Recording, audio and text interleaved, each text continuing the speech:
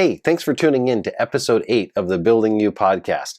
This episode features Bertram Lansiquot. He's a very good recruiter from Renowned Talent. We have a great conversation, nearly an hour of wonderful content. Do me a quick favor before we get into the video, hit subscribe and hit the bell if you want to be notified of future videos. If you don't have time to watch the full video, go ahead and subscribe to our audio podcast on Apple or Google Play Podcasts. The link's in the description below. Thanks for tuning in, and on to the video. My next guest hails from sunny Florida, where he runs a recruiting company that he self-founded after working for a horrible boss. I found him through his Ask a Recruiter video series and knew immediately I wanted to bring him on the show to talk about what goes on behind the curtain in recruiting. Welcome to the show, Bertram Lansiquot. Yes, thank you for having me, John.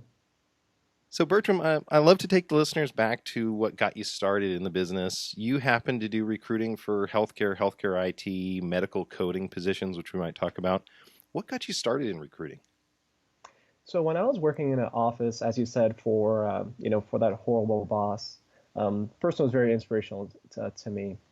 I just really fell in love with recruiting. I realized that I was in marketing and I have a marketing degree, my bachelor's, and I realized that marketing is not one of the most job secure industries to be in. If there's a recession or there's something going on, it's one of the first departments to get cut. So what I did was I secretly had a pet project on top of my work, find out what everybody's doing and find out what's really good with your skill set. Also find out what you can probably make some decent money in. It happened to be recruiting. I got along very well with the recruiters, and I was actually mentored by the recruiters in that office. But after three and a half years, I found out that I wouldn't actually get an opportunity for that company. Long story short, I was referred by someone. I had a really good interview. I actually put my job on the line even before getting the job, and I landed the job, the very same job that the recruiting manager, my former mentor, used to work at and actually got and had a renowned career.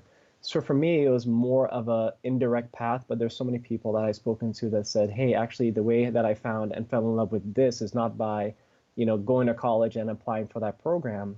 If you've had that experience, it's great and it's fantastic. But for some of us that have truly found the reason why we're living today and are truly passionate about it.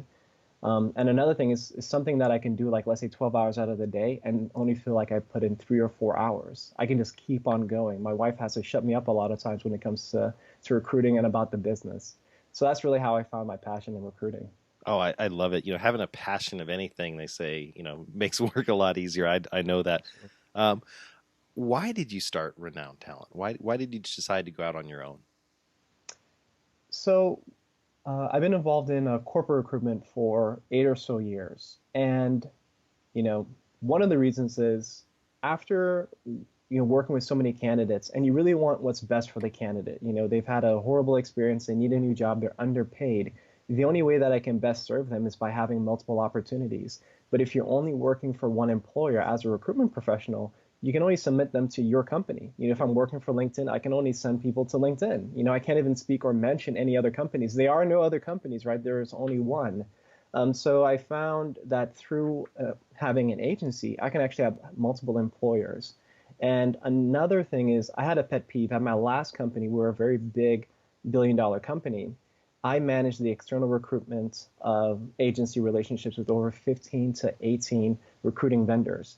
And a lot of times, especially in the IT space, so John, you probably are very well aware of this, they would call with multiple opportunities for the same candidate because your skill set and the software experience that you have is in high demand.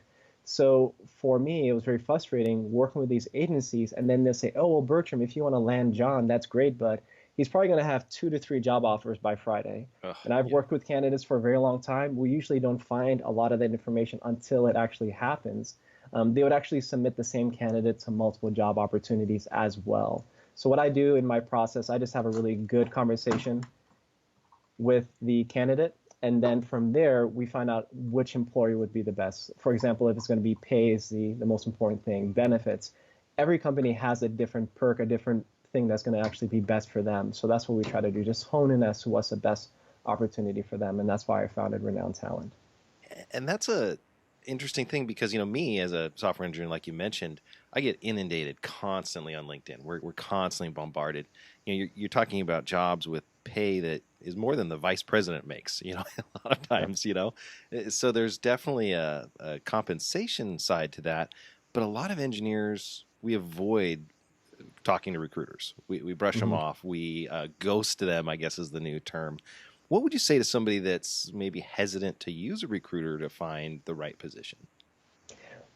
So it's different because when I worked in a corporate, as I said, a billion-dollar company, if you were applying to a job, just anyone applying to the job, it was actually the recruiting department that did the screening for the position. If you knew the manager and they really liked you and they wanted to hire you, then again, it was the recruiter that had to take the ball with your application and take it hopefully to the finish line and make a touchdown. Because a lot of times when the hiring manager is looking at, hey, I want to hire John, they can't just go out and send John a job offer. The recruiting and HR department has a lot of that information. They have the onboarding processes, the link that you need to apply to. That's very important because usually when you apply in the ATS, that actually generates your employee ID, your account, everything that you're going to have working for that company. So working with a recruiter, especially on their corporate side, is not a bad thing because we usually have to do that as well as assist HR in getting you through the process. And for a lot of opportunities and for the clients that I work with, they tend not to post the jobs. Okay, this is a big wake-up call for a lot of people. You see that very big company you want to work out down the road, they may not even post a job. They may not even have a job description, but they definitely need those people and they have some of those people on their team. The job description may be more internally. They do not want their competition to know that they're hiring. For example, when's the last time you saw a CEO job posting? A CFO, a CTO. These jobs are not posted, but what happens? We all of a sudden see a notification. Hey, this person has been promoted to this, or this person's being hired. A lot of times, recruiters have to work behind the scenes and identify key people. Maybe take somebody from the competition to help them get an opportunity. And the thing is, and I know a lot of us may have had a bad experience with a recruiter. Think of it almost like dating and kissing. Just because you met one person that wasn't the best fit didn't mean you quit, or you might have. I would highly suggest you to get back in the market, get back in the game, and just find a really good recruiter. We're much different than we used to be. We are less headhunting, and we're just more trying to find people that are good fit for our culture. For example, in my agency, we have a hire guarantee. So somebody has to retain a position for a certain amount of time. So it's more than just filling a seat. You actually have to retain that seat and be really good in that seat, hopefully to be promoted for us to do well with our clients and serve our clients. Awesome. And, that hiring guarantee really is kind of interesting to me because I know with a recruiter hire, there's often some extra cost involved. Do you notice or see that, as an engineer, I'm not going to make less money if I go through a recruiter, right? Usually not. A lot of times I would actually have that funding set aside. And for the last company that I worked for, they actually had a budget. So they'd say, hey, in the last year, we spent so much on utilizing external recruiters or external agencies. So that money is there. Usually it doesn't take away from what somebody's making. Because if you're making, let's say, a set amount and you're not to market, what's going to happen? You will get the job, you will accept it, but then somebody else like Bertram's going to call you offering you more and a better opportunity, and you're likely to take that new opportunity. So the pay always has to be competitive. And if companies are practicing that, they're probably going to lose a war on talent, because I'm not saying compensation needs to be the number one thing in all of our priorities, but it's pretty close up there to air, as they say. Yeah, I'm with you there. It's interesting because I didn't necessarily think of it that way until I was watching some of your videos, and you go way beyond just finding them the opportunity and slotting them in. You're coaching people now on how to better market themselves too, right? Yes, absolutely. Absolutely. These days, and I found this out the hard way post-graduation, because all they tell you in school and in college is, hey, get the degree and the world's going to be your oyster, right? Just everything is, rainbows and butterflies and it's fantastic. And then I realized, like, hey, I have this marketing degree, and so do like the 1,000 other students that I graduated with. What sets me apart? And what I realized is it's not more what you know, it's more who you know. Yep. And for me and my series is definitely about the market and folks knowing me more than just being a recruiter. Recruiters, one of our faults is we take a lot from the market. We post jobs a lot, and we're always out there asking. Always out there asking.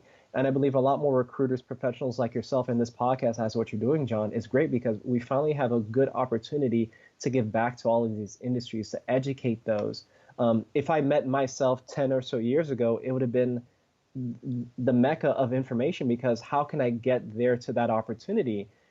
Yes, you can have your mentors, but there's also very inundated with what they're doing, right? They have to keep their jobs. So with me and me having my agency, I finally have the freedom to be able to do this. A lot of times, if you're in corporate, they may try to shut down some of the content that you're doing.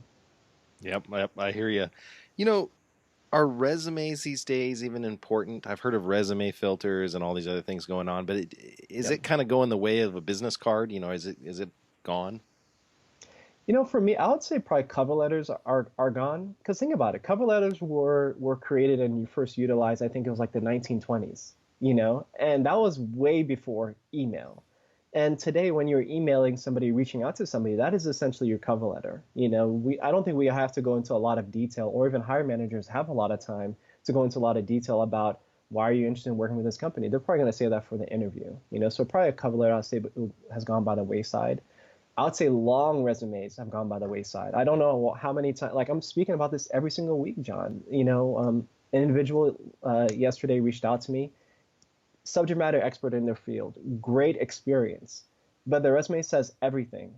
And now I do not know what I'm looking at. Yeah. I do not know if they're an analyst. I do not know if they're a founder. I do not know if they're a speaker. I do not know if they do publications. They do all these things. And what always trips me up is like, why can't you just summarize it to, 1 to 2 pages?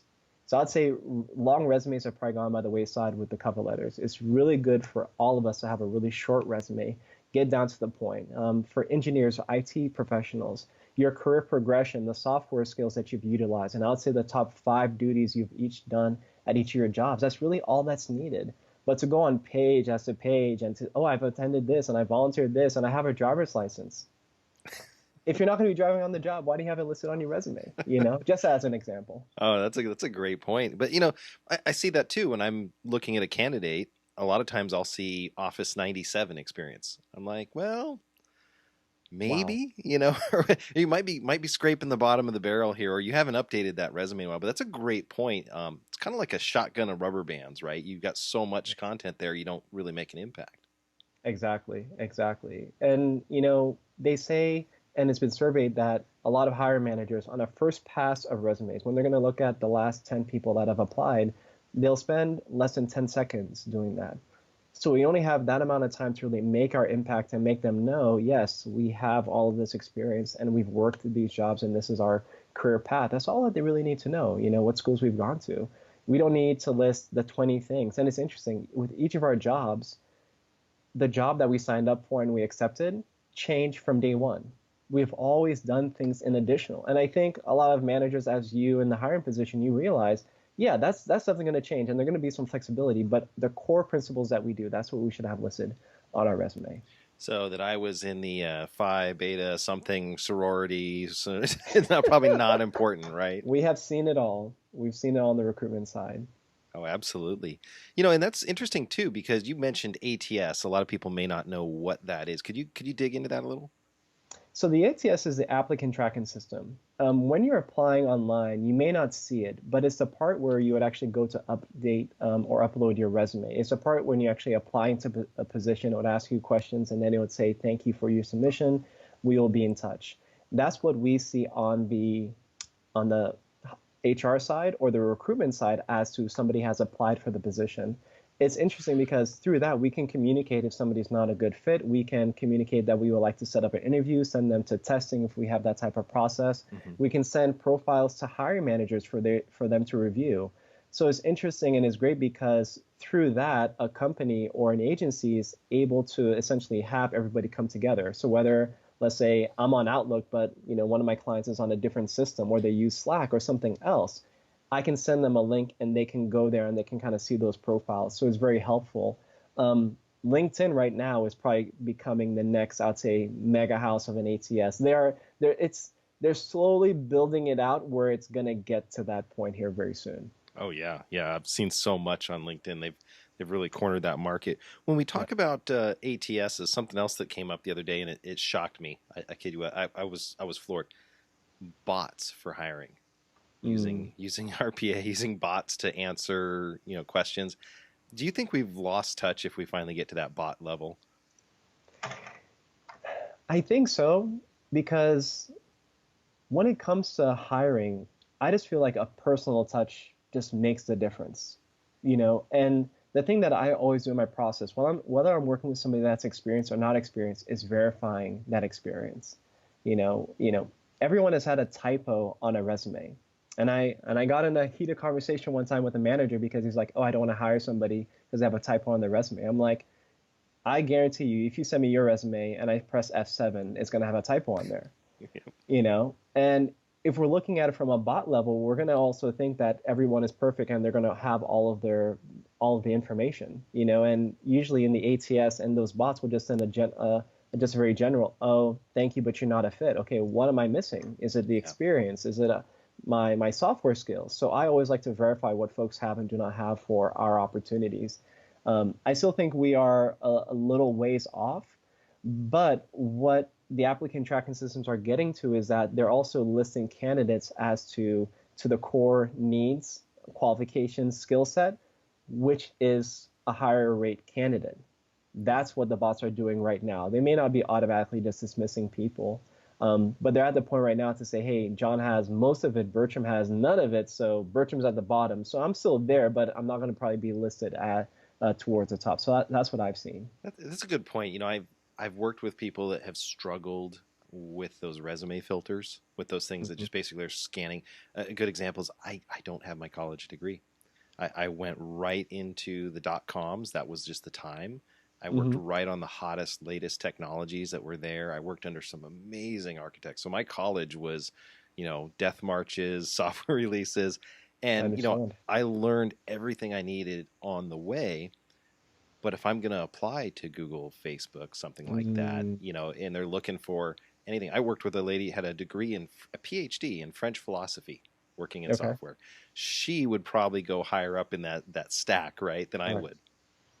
Absolutely, absolutely. But then we have the question as to when it actually comes to us doing the work, let's say you have a stronger skill set in that than that individual, who can actually do the work? And that's the scary thing when it comes to the bots. And I have a degree, so I have a different perspective. I'm telling you, John, like my degree in the school that I went to, and I know schools are and universities are getting hashed so much right now. Yep. It's like kick the can, right? But you could have probably summed up most of the core competencies, the things that I learned actually in school rather than just completing because I needed the credits to Yep. graduate and to have that degree in 18 months versus then 4.5 years. So I definitely hope that for the future and for our children, it's going to be different. That, hey, if you're looking for these paths, you can go down these paths. And the worst thing is what? You go down all these paths and then you realize you're doing something totally different. Yeah, absolutely. And it's good, I think, too. Both paths are starting to become, I think, more acceptable. Good example, last night, Elon Musk was putting out a challenge, basically like a hackathon at his Mm-hmm. house, he said, Mm-hmm. for AI and machine learning. And it was funny because somebody said, "Hey, how much time do I have to get my PhD in AI right now?" And he wrote back and he said, "You don't even need to have your high school diploma." And I was like, That's awesome. "Wow, somebody at that level." Well, you look at his story, you look at Bill Gates, you look at Steve Jobs, right? All of those guys dropouts, but they had the passion, for doing stuff like that. Um, Absolutely. Talking about that, when you get somebody into a phone interview or a phone screen, what are the things that people screw up on? Now, it's a little bit different because with me, I'm more of the advocate. So Hmm. almost unless somebody's disqualified, I won't really turn anyone away. But I definitely try my best to kind of coach them as to, hey, this is how it's probably done, or this is a best practice. And I'll definitely say the biggest thing is just environment, the environment that they're going to have these calls. A lot of folks treat a call with a recruiter almost like, hey, I'm having an interview. I'm going to be talking with Bertram at 2 o'clock. That is a great practice because then we're kind of able to role play with you as to see, hey, what's going to be okay and what's good. But we've heard babies in the back, we've heard dogs in the back, we've heard people going through drive-throughs. I mean, we've seen like every situation, and my concern is always, okay, it's me, so I'm not going to disqualify somebody because I hear a crying baby. I have Hmm. kids, so don't take it the wrong way. Yeah. But it's more about what if the hiring manager hears that? The first thing that they're going to think is not, hey, what about this call? What if you're on the call with a client? What if you're on the call with other team members? I've asked my other team members to keep a professional, work environment. And if you're working from home, but you're also babysitting 5 kids, how can you be most effective? And of course, the safety for the kids is very important. So just more about having priorities. So I definitely try my best to coach my candidates through that. And when I actually have that happen, I'll say, okay, that's cool. You go through the process. Let's say you're approved for an interview. Do you have a very quiet, secure place that you can have phone conversations? Oh yeah, absolutely. I'll have it set up. Don't even worry about it, Bertrand. When I go to work, like the kids will be in school, so it's just, I don't know, Christmas week. Cool, good. So we have an understanding. But just to make sure, especially when you're doing those phone interviews or those face-to-face interviews, that everything is professional, because you wouldn't want that one thing to be a reason why they would pass up on you when you could get the job. That's a great point. Are there other red flags that you look for when looking for a candidate that kind of say, hey, this person's got something to work on? For me, it's more about representation than anything. And I learned this very early in my career. In my career, it wasn't more of just, hey, let me fill a position. We were actually hired to help people have long-term positions in contract positions. Okay, so it means that it could be a 3-month assignment, 6-month assignment. In IT, you guys are famous for this, right? It's more of a project. But guess what, John? If you're like the key developer, right? If you just do a really good job, that can turn into a permanent opportunity, or you can be the lead on another opportunity, or you can release to the other facilities. So for me, it was more about helping people not just get the job, but do a great job so they are retained and they will just keep on going, and there are people that I've hired on these types of jobs like over 6, 7 years ago, and they're still there doing a fantastic job. So my thing is always to help people realize that, hey, as much as this is a job for you and you're going to be doing a fantastic job getting all the money, it's also my reputation that's on the line too. I'm not trying to say, hey, do a good job for me, but I'm just saying it's both of us. Like, we are a team. I'm pulling for you and you're pulling for me, and we're gonna push it through. So my big thing is to just help people realize that they must be renowned in their careers. You don't just want to be known as the software developer, the software engineer. You want to be known as, hey, this guy comes early, this guy stays late, he's on the weekends, like anything I need late at night, he or she is there. You want to be known as that person. And that's why if we're working in our passion, like, it should be so awesome. And I know we always have to balance things with our family. Yep. Being an entrepreneur, it's a little bit different because my wife knows that, hey, if I have to be somewhere, it's only going to be beneficial to us as a family, but it's also the sacrifice that she has to make. I'll say take the same practice into your professional career. I did that for 4.5 years, and that's when I just got multiple opportunities to recruit and to get jobs. And that's why I felt comfortable enough to actually start my agency, because enough people have reached out to say, hey, actually now would be a good time for us to start something and do something as an agency. Oh, that's fantastic insight. It reminds me, one of the things I've started to do now later in my career, more than the beginning, is really look at attitude in engineers and people I'm hiring, the cultural fit. Oh my goodness. Are there ways that questions, or are there specific questions you might ask to help assess people's attitude versus aptitude? What I usually do is it's just all a part of my process. I was even doing this before I knew I was doing it. So what I would do is, when I'm working with a candidate, and John, I see your resume. I know you have all of the nuts and bolts. You got everything, right? I would send an email. Hey, John, thank you. Can you verify you have this? And I just want to see the response. Hey, is it professional? Is it typed? Is there a signature? Okay, great. When did I get it? Did it come in the end of the day? Did it come middle of the day? And I do that a few times, and that tells me a lot. Hey, we're having a scheduled phone call. Is that person early? That person goes for an on-site interview or is there for a face-to-face interview? Do they show up way too early, just in time? Are they prepped?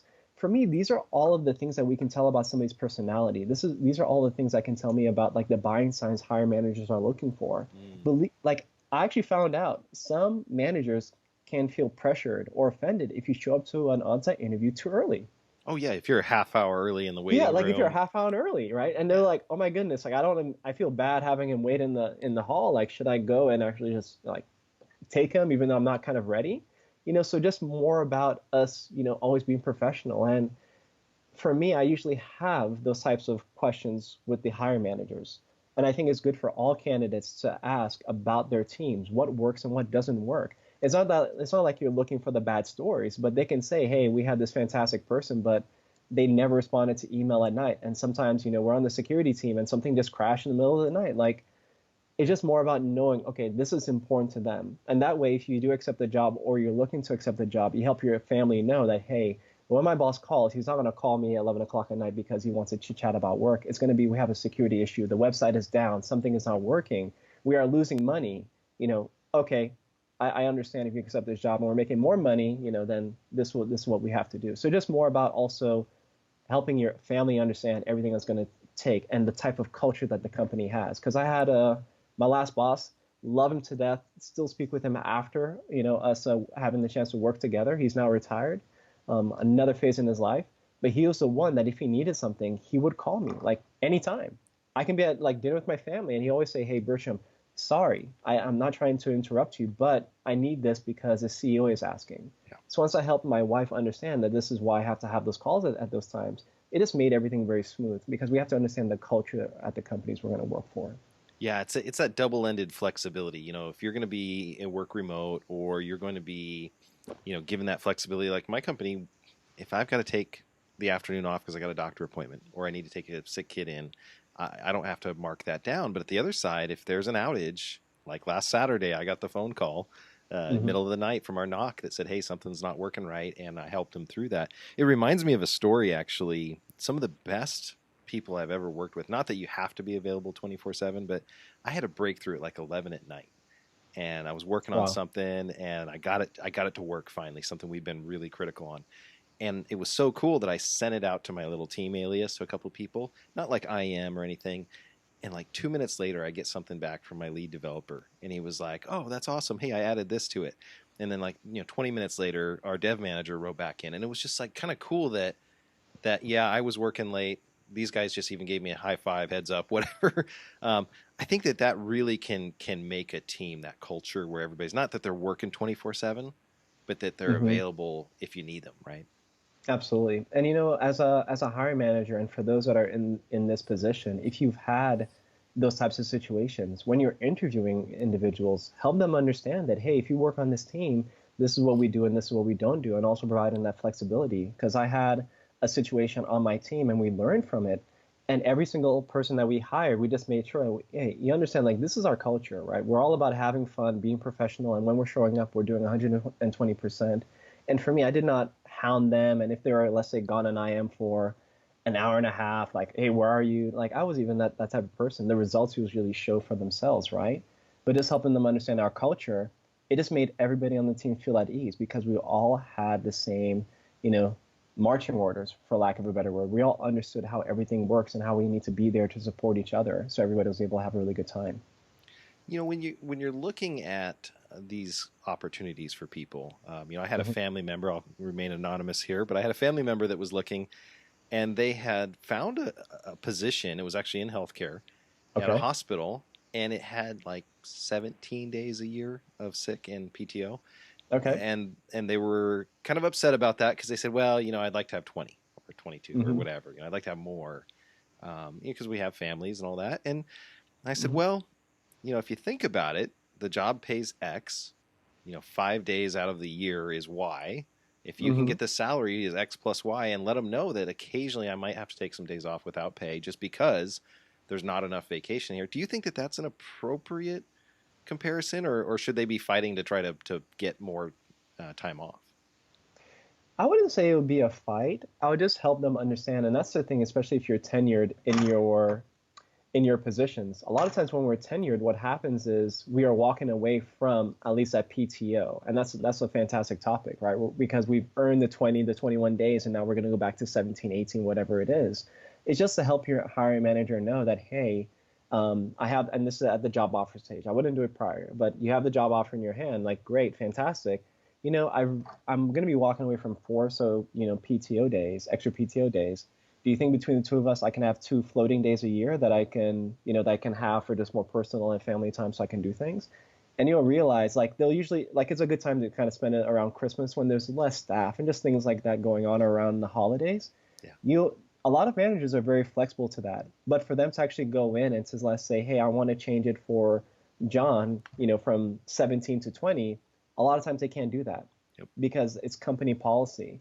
And if they would actually have that in writing somewhere in HR and it gets founded, they can get in trouble. So it's better for you and your future manager, just have an understanding that, hey, if that happens, and they can do a little check mark or whatever. A lot of us are usually pretty good and pretty honest about our PTO. So. Well, it's interesting to me too because I've seen companies that are going to this unlimited PTO model. Like you can take time off whenever you need, But and I would almost feel guilty. What do you think about that? yeah, but when it comes to those things, you usually have to make sure that the work is taken care of, from my understanding, right? From my understanding, like let's say you're on this big project and it's like go, go, go. In the middle of it, you can't just say like, hey, I'm having a creative moment. I need to go to France for a few days. They'll usually say like, hey, that's great, but why don't we just like have you like help us out? It's all about really what's going on and what it supports. But then they're also pulling at you because what if you're out of the office a lot more than other people? Like it's I don't know. I think it's so much of I feel like it's more of a hiring tactic than anything. Like we have unlimited PTO, like we have a daycare downstairs. Like that's fantastic, but what if your other, coworkers are putting in the work and promotions are coming up soon, merit increases are coming. We have all these things in the back of our mind, so it's like, okay, I can have unlimited, but Can I use it? I'm going to be so busy covering for everybody else with the unlimited PTO that. and who's covering for that work? Like somebody has to do it, right? Are they going to hire contractors just to come in at that much higher rate just so we can have these creative moments? I don't know. I think this is just one of the trends that we're getting. Coming through the market. Yeah, I hear you. When you're looking at these opportunities, have you seen people asking for what I've affectionately called the purple squirrels? It's the full stack engineer, and he does COBOL, and he does SQL and Oracle too, by the way. And I'm going to pay him $50,000 a year. Can you go find me that? Are you getting that? From a recruiting agency perspective, we see those things all the time, and this is why it's best for managers to work with people in the niche that actually would know what they're talking about. And it has, I had a client early last year, and I knew what they were looking for, that purple squirrel, as you called it. We call it the purple squirrel too in recruiting and HR. I knew that purple squirrel wasn't at that price range, but was probably at an extra $10 an hour. Mm. But I tried my best to kind of like check the market and then get back with them, rather than just say, hey, I would love to work with you, but we have a gap here, because for all that you're asking, that's not market. It was a travel job, and for what they wanted to pay for travel, it was less than what people are making remote working from home. Wow. So that's a big gap. I mean, there's an issue there, So it's really on our benefit as an agency and as a recruiter to have those conversations up front. Maybe for that particular company, that's the only way that they can afford to use an agency, something like that, right? And if that's the model, then they probably need to go on another route as to how to fill that position. It's not that recruiters are only going to work on something if it brings us a certain amount, but we would actually be doing the candidates, folks like yourself, a disservice if I called you with a job and it pays 20 less than you're currently making. Like, You're like, Bertram, why are we even having this conversation? And that's why folks have a bad perception about recruiters, and folks may be a little bit upfront about, hey, Bertram, if I do not know the pay, I don't want to entertain a phone conversation. Mm.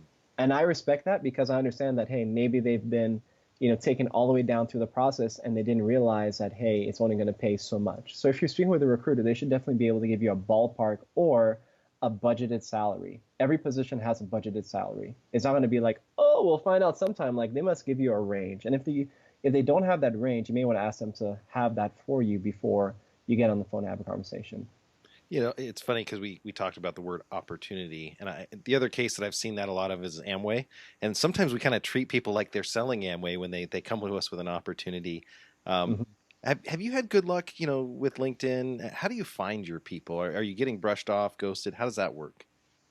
No, I don't know. I think for me, it's always been okay. Like the people that are going to act like that or ghost, they usually don't respond anyway.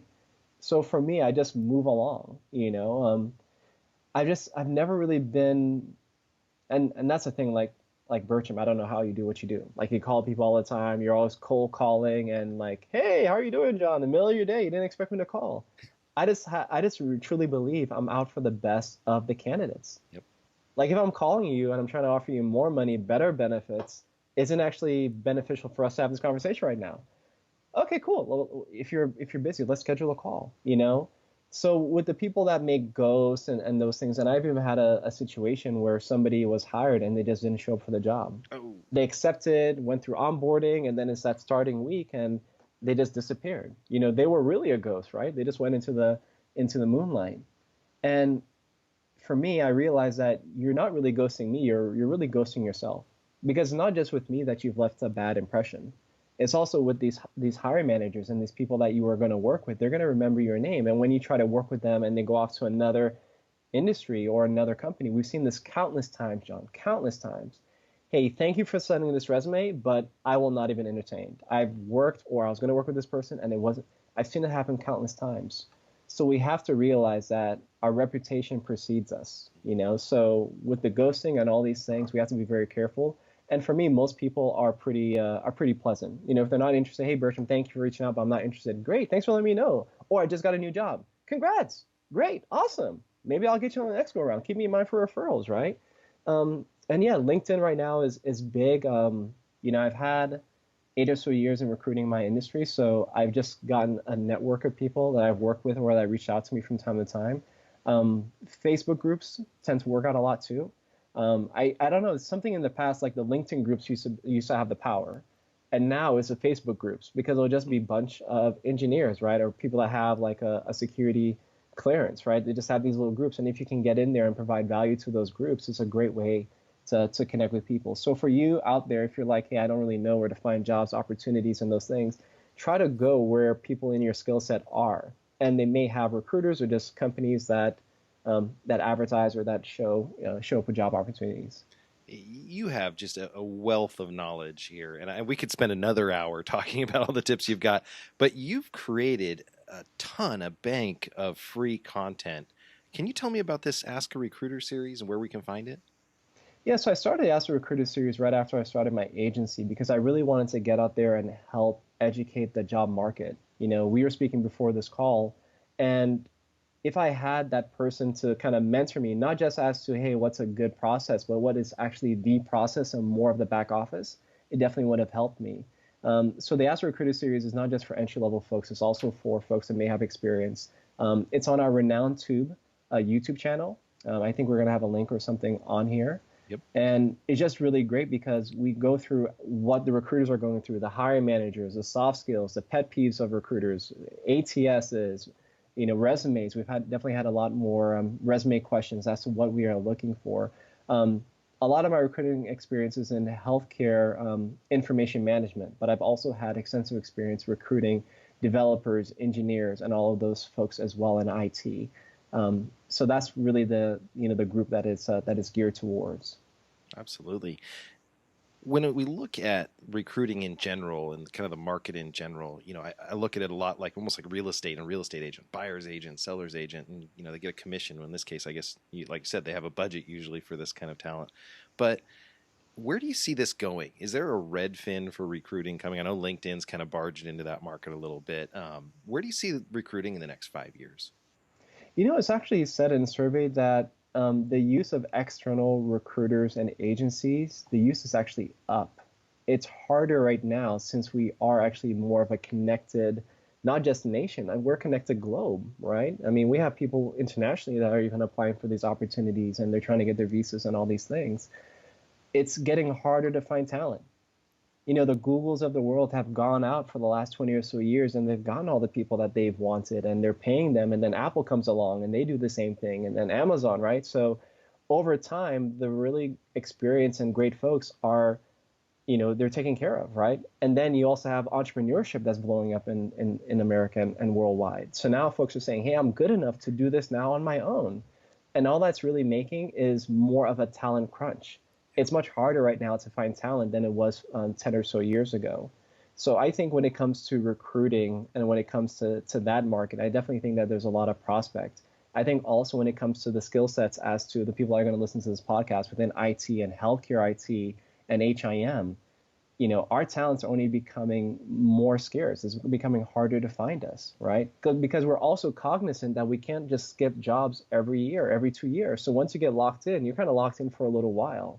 So, that's definitely a big thing. But I'm also about, as I said a little bit earlier, just being renowned and being very well known, because that's how you're going to get the untapped and the unlisted opportunities. That's how you're going to get the opportunities from making this to making double that, within a couple of years, is by being really good and just really doing what you love and your passion.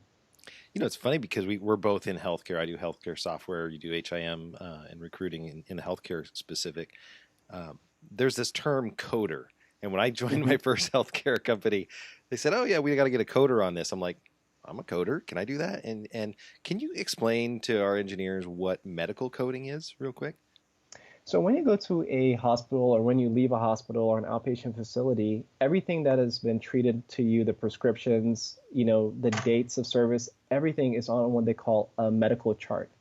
And for a hospital and for a healthcare provider to be able to bill, they need to code that. For example, they can't just send that whole medical chart to insurance and say, "Hey, send us money for a reimbursement. We're charging this much." Every single thing that they want to charge for a prescription has a code. So it has to be coded by a medical coding professional. And these folks may have or may not have certifications, and they look at that chart and then they code it. And they also utilize software to kind of help them do that. And then with those codes, I believe, right, we're now in an EMR and an electronic age. It's sent electronically to the payers, to the insurance companies, and then it's reimbursed. Or if there's an issue, it'll be denied, it'll send back, and then they make the corrections and they send it back. That's awesome. And so there's definitely no JavaScript in there. Just double checking.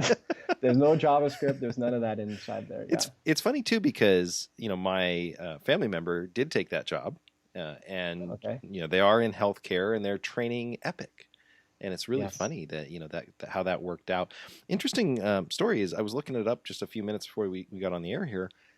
Healthcare is 18% of GDP, and if you look at like military spending, it's about 3.5%.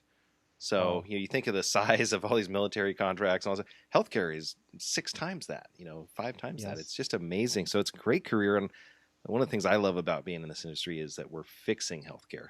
I jokingly say that we help hospitals and doctors get paid in my industry, and that's the goal, is to do that. I wanted to skip over here to one of the questions I ask a lot of people, which is, what one skill or personality trait, other than just being smart, has really helped you get to where you're at today? I didn't realize this until much later, John, but it's actually realizing that everything happens for you rather than to you. Maybe being, a minority in America, sometimes you can feel that you have to work harder and you have to do better, because you just have that natural competition, right?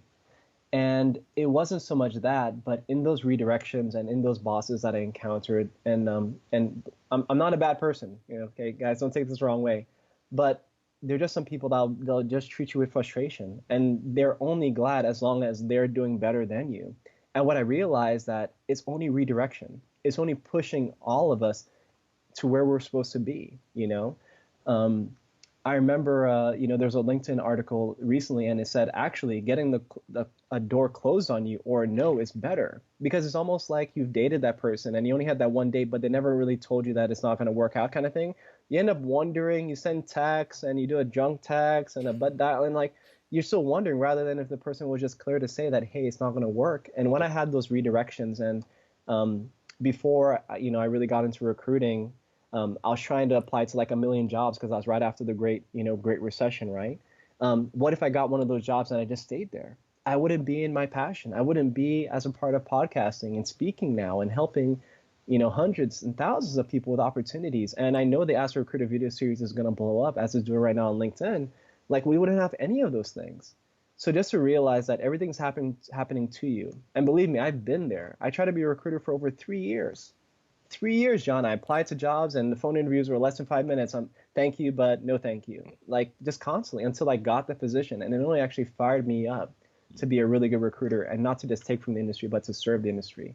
So for those of you that are going through right now, you're wondering why you have this bad boss and all of those things, I'm telling you, having actually a really bad boss is great inspiration, so you can know what you're not going to do or how you're not going to treat people, But when you're going through it, I definitely know that it's tough. Oh, that's fantastic advice. So now we're getting into the lightning round. The lightning round is interesting. Okay. It's short questions. They're usually either or. And the only rule is you have to give one reason why. You ready for it? Yeah, absolutely. Okay, lightning round. Mac or PC? Ah, killing me. I'd say Mac. So why Mac? So I would say Mac because I think we're getting to a point now where Mac has just as much of the goodies as PC. In terms of recruiting, right? I'm always in Outlook, I'm always on LinkedIn, and I do some creatives right now to help market and brand our videos. And Mac has a lot of those things now built in. Before, Mac did not have Outlook, right? You had to go to, it didn't have Word. And I'm always in resumes, right? So I need Word, I'm in PDFs. But now Mac has a lot of that, and it has the support. And on some of the apps that I'm using right now, I have my PC. Oh my goodness, I just know if I had a Mac, I'd probably have less issues and it'd probably be better from a creative marketing standpoint. Absolutely. I'm going to skip over the Java.NET versus Node.js. That's more an engineer question. I'll give you a pass on that. But Yeah. Steve Jobs or Bill Gates? Oh, that was with Bill Gates. I'll cheat if you wouldn't mind. Yeah, yeah. Yeah, I'll cheat. I'm going to say a little of both. I love Bill Gates for his business mindset. When it comes to building a business, he definitely knows how to do it. But when it comes to building culture and disrupting an industry, there's no one better than Steve Jobs. Wow, yeah. I know that Bill Gates disrupted an industry, but it almost seems like since he's done so much, he's kind of gone off to do everything else. But Steve Jobs was just so passionate about computers, like he wouldn't leave it alone.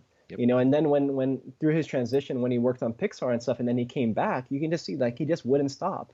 And whether it was the way that we utilize our phones, or whether it was the watch or the AirPods, like you have to realize that it just takes somebody, like you just have to be a genius to always have these types of disruptors in our space. Awesome. Yeah, I was completely wrong about the iPad, just to mark that out there.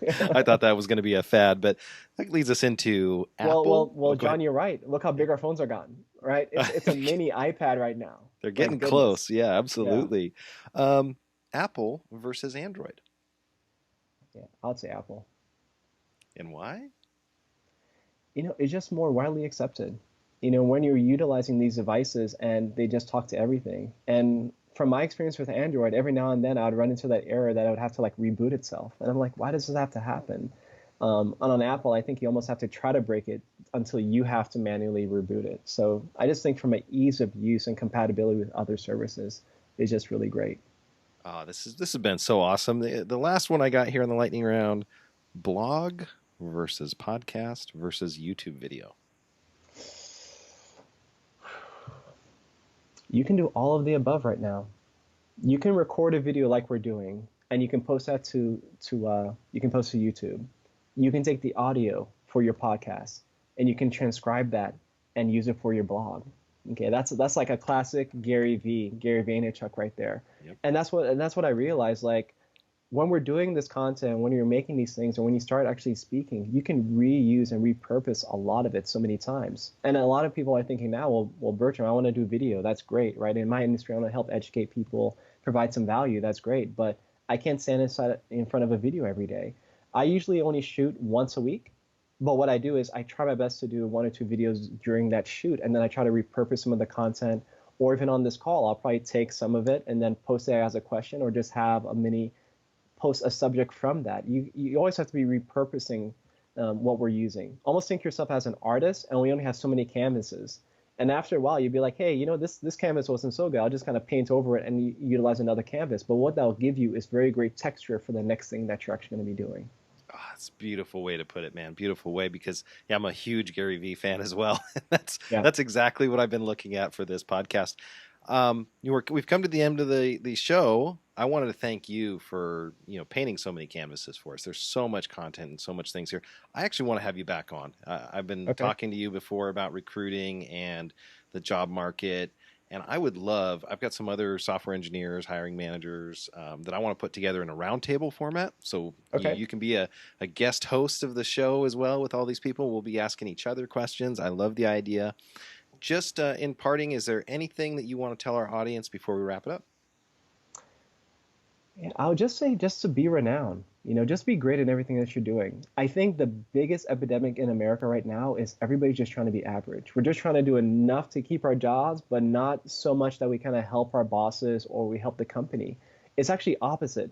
provide so much value, like a Steve Jobs, like a Bill Gates, that people realize that if John is missing, if Bertram is not there, I don't know what we're going to do. You want to almost have that notoriety within your company with respect, not out of fear, but with respect, that people want to work with you. And that's when you're going to get multiple opportunities. That's when you're going to make a lot of the money that you want to make. And not just about money or titles, but more about working within your passion. If you're involved in your church and that's what you love, do it to be renowned. If you're baking cookies and you have a little cookout at church on Sundays, make fantastic cookies. Do it to be renowned. Let us provide more value than everything that we're taking from this earth. I think we're definitely getting to a point right now with our search engines now, if we search on a certain website, it's going to plant trees in Africa and give water to charity to those types of folks. Like, we're finally getting to a point right now where we realize we need to start putting back and giving back to the countries and to the society and our economy. And one way that we can each do it is just by doing it in what we love. So whether it's our work, whether it's our charity, whether it's our children, just doing it to be the best that we can be. Absolutely. Oh, well said, man. And you are absolutely renowned. It is a great name. Renowned Tube on YouTube, Ask a Recruiter Yes. series. All of these links are going to be in the show notes. And that's a wrap. So that was episode 8. And thank you for sticking around all the way to the end here. I really appreciate you listening to the audio or video version of the podcast. And if you haven't already, go ahead and hit subscribe. And if you can, give us a like or a review. That really helps us get to other people. And if you really like it, go ahead and share it to some of your colleagues. Information never hurts to share it. And tune in next week for episode 9 of the Building You podcast.